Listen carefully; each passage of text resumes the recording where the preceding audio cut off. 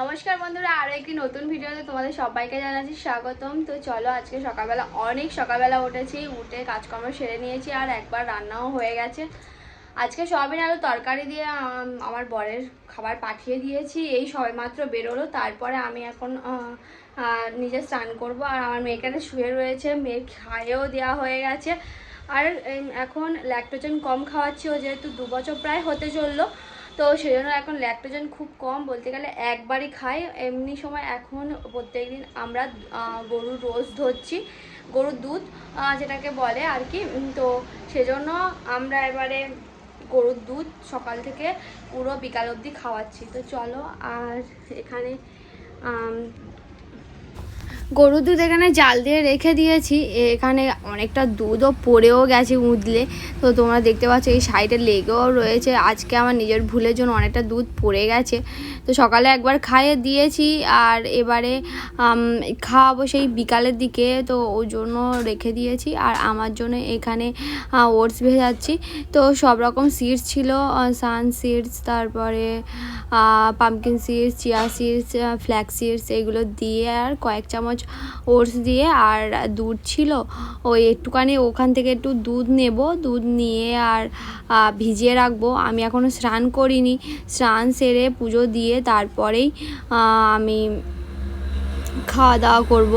তো এর ভিতরে একটু কলা কুচি কুচি করে দেব। তো এবারে আমি যাই, চলো এখানে চাপা দিয়ে রেখে দিই কিছুক্ষণের জন্য, তো ভালো হবে আরও।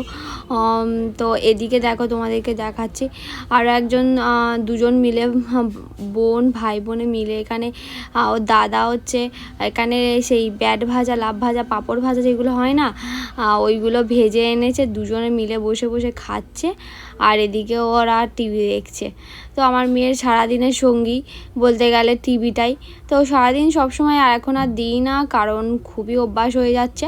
তো যখন খুব কান্নাকাটি করে, বায়না করে, তখনই এই টিভিটা দিই এখন। আর আমার স্নানও হয়ে গেছে, তো মুখে একটু স্প্রে করে নিলাম রোজ ওয়াটার দিয়ে, টোনারের কাজ করে ওটা যেহেতু। তো সকালবেলা কিছু দিই আর না দিই, স্নান করে উঠে ওটাই দিই, ব্যবহারটা আমি বেশি করি। তো এখানে এবার একটু সিঁদুর পরে নিচ্ছি। আজকে সিঁদুর পরার সময় আমি একদম দেখতেই পাচ্ছিলাম না, তো অনেকটা নিচে নেমে গেছে সিঁদুরটা। তো যাই হোক, এই নিচে পড়লে কি হয়, সিঁদুর এই ঘামে তো ঘেমে যায়, একটু ঘেমে মুখ লাল হয়ে যায়, যে কারণে একটু উঁচু করে পরার চেষ্টা করি।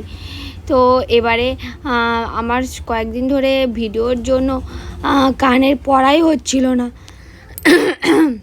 তো কানের পড়ছিলাম না, তো কানের কদিন পড়াই হচ্ছিল না, কারণ অনেক ভিডিওতে তোমরা দেখেছো আমার কানটা ফাঁকা, কারণ প্রত্যেক দিন ভিডিও শ্যুট করতে হয়, আপলোড করতে হয়, যে কারণে আমি কানের প্রত্যেক দিন খোলাফেরা করলে কানে খুব ব্যথা হয়, সেজন্য আর পড়িনি। আজকে ভাবলাম পড়ি, দুদিন হলো ভিডিও শ্যুট একদমই করা হয়নি, তো আজকে কানটা ফাঁকা একদম রাখবো না, ওই জন্য কানটা কালকে বের করেছিলাম। কালকে পড়ে গিয়ে ডান হাতের শাখাটা বেড়ে গেছিলো, ওই জন্য ভাবলাম চুড়ি দুটো বের করি। তো চুড়ি দুটো বের করার সময় তো তখন কানেরটা বের করে নিয়েছিলাম। আমার মেয়ে আমার পিছন পিছন ঘোরাফেরা করছে, আর কী সব বলছিলাম আমি, তো সেগুলো ভয়েসটা আর রাখিনি, আবার নতুন করে ভয়েস দিচ্ছি। আর আমার মেয়ে আমার দেখো আমাকে ছাড়া আর থাকবে না। এবারে নিচে যাব, দেখি কি বাজার হাট এনেছে। এখন প্রায় 9:30টা তো বেজেই গেল, আর আমি এখানে বসে বসে ওইগুলো খেয়ে তারপরে যাব নিচে।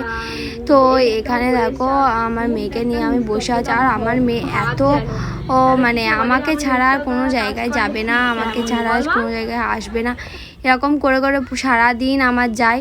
বলটা পেয়ে গেছে, এবারে বলটাকে নিয়ে আমি ওকে নিয়ে নিচে যাব।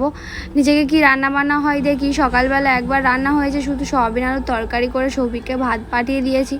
এবারে দেখি দিদিভাই কী মাছ এনেছে, আর বাগানে কয়েকটা ভাবছি পুঁই শাক তুলবো।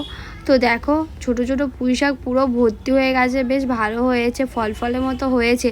তো ভাবছি আর এখন কয়েকটা তুলবো, 2-3টে তুলবো, তুলে আর আজকে চচ্চড়ি করবো কুমড়ো। আর এই গোলাপগুলো দেখো পোকায় খেয়ে খেয়ে একদম চুটকি গোলাপ বলে না, চুটকি গোলাপের মতো হয়ে গেছে।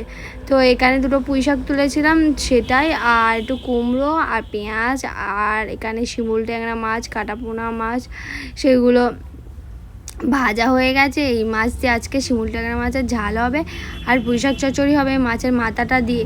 তো এখানে বাটাবাটি কাটাকাটি সব কিছু হয়ে যাচ্ছে। তো এবারে দেখো, তো রান্না বান্না হয়ে গেছে। আমার মেয়ের জন্য ভিডিও করতে পারিনি। এদিকে পুঁইশাক চচ্চড়ি প্রায় হয়ে গেছে, প্রায় অনেকটা দেরি হয়ে গেল। আজকে রান্না করতে করতে 11:30 বেজে গেছে।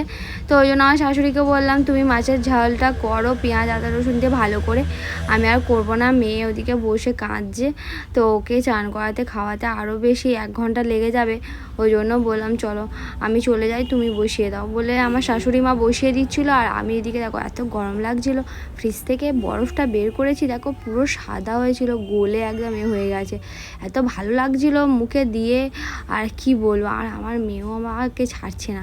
আর এদিকে দেখো বৃষ্টি কিন্তু শুরু, এই কয়েকদিন হলো বৃষ্টি কিন্তু ঠিক দুপুর 2টো বাজবে 1টা বাজবে ঠিক শুরু হয়। বলো তোমাদের ওদিকে হচ্ছে? তো তোমরা যাদের যাদের ওদিকে বৃষ্টি হচ্ছে অবশ্যই কমেন্ট করে জানিও বন্ধুরা। আর তোমরা আমাদের ভিডিও, আমার ভিডিও বিশেষ করে কোন কোন জায়গা থেকে দেখো অবশ্যই কমেন্ট করে জানিও, খুব ভালো লাগবে জানলে। আর দুপুরবেলা এদিকে দেখো খাওয়া দাওয়া বসে পড়েছি, দিদিভাই এদিকে বসে রয়েছে আর আমি এদিকে বসে রয়েছি, আর মেয়ে ওদিকে ঘুমিয়ে পড়েছে। আর খুব বৃষ্টি এসছে কিন্তু খেতে খেতে তাড়াতাড়ি করে খাচ্ছিলাম, কারণ মেয়ে একা শুয়ে রয়েছে ওপরে আর আকাশও ডাকছিল খুব।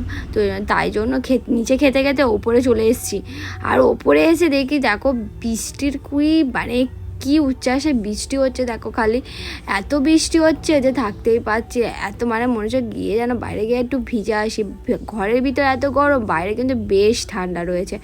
তো যাই হোক খাওয়া দাওয়া করে নিয়েছি, এবার মেয়েকে নিয়ে একটু শুয়ে পড়বো। শুয়ে বিকালবেলা আবার রান্না বান্না মেয়েকে খাওয়ানো। আজকের ভিডিও বন্ধুরা এই পর্যন্ত। ভালো লাগলে লাইক শেয়ার সাবস্ক্রাইব করতে ভুলবে না বন্ধুরা। টাটা। আবার